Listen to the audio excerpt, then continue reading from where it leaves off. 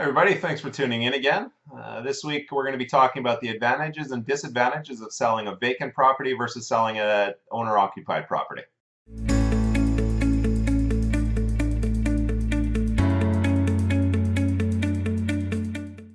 So first off, some of the pros of selling a vacant property. First of all, the home's easier to show. When the buyer wants to get in, we've got ultimate access. We can show them around, take as much time as needed for the buyer to answer all their questions, and know that there's nobody on the other end that we need to be out in time for. Second thing, you don't have to keep the home in great shape. We know when we open the door what it's going to look like. Nobody's been living in there, so it's vacant, it's easy to show, and it shows perfectly every time. We're not going to have to interrupt you because you're not living there. And some buyers actually have an easier time visualizing a vacant property. Be able to go in, they can say, well, we want to use this room for this and this room for that. So it's up to the buyer. They're able to see how the property looks. Some of the cons for showing a vacant property, well, it's vacant. You go into a vacant museum or anything and you can hear your voice. Same thing with a house. Might get a little distracting for people. Vacant homes, if we're taking photos as well, we'll get back to photos, but if you're taking photos of the property, it shows vacant, might attract a criminal element. People know that there's nobody there watching over the property.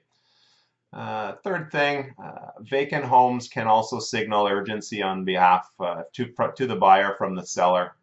If a buyer goes through, they might be thinking, okay, now the seller now has two mortgages, two property taxes, all other fees involved.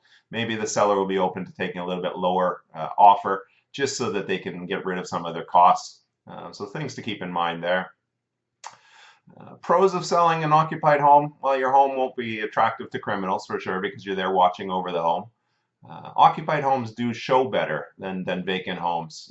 You're there, you can guide them how the property can look under the way that you think the house looks. And if we take it one step further, they've got stagers. They're going to show the home to its best possible advantage. Okay, here we've got photos, you've got flowers, you've got everything else. It looks perfect, right? The home will never be in as good a shape as that. So the buyers are going to be impressed. And lastly, if there's anything that comes up while you're living in the house, plumbing issue, roof leak, you're there. You can deal with any emergency at the instant that it happens. Whereas if it's a vacant home, there's a water leak, how many days before you're going to deal with it? So a small issue could exacerbate into a much larger issue.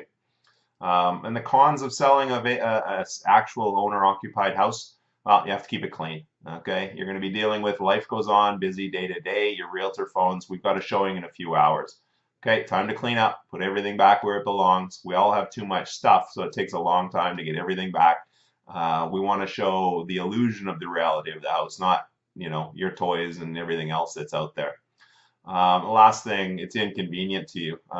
We phone, we need a showing request for a couple of hours. You have to get out of the house. Okay, the buyers want to look at the house unimpeded by any sellers. They don't want to say anything that they feel might be not nice towards the seller.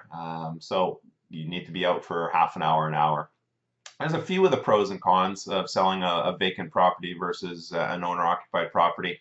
Just keep in mind there's no right answer. Okay, talk to your realtor, devise a plan, marketing plan, ensure that the photos show the property in the best way possible. Take a look at the developers' units. When they're selling a development property, they're spending upwards of $30,000, $40,000, $50,000 on brand new furniture for a vacant home.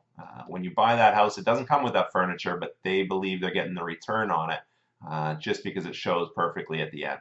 Okay, just a few ideas. Again, give us a call with any questions on this. We'll help guide you through costing and what's going to be more to your advantage.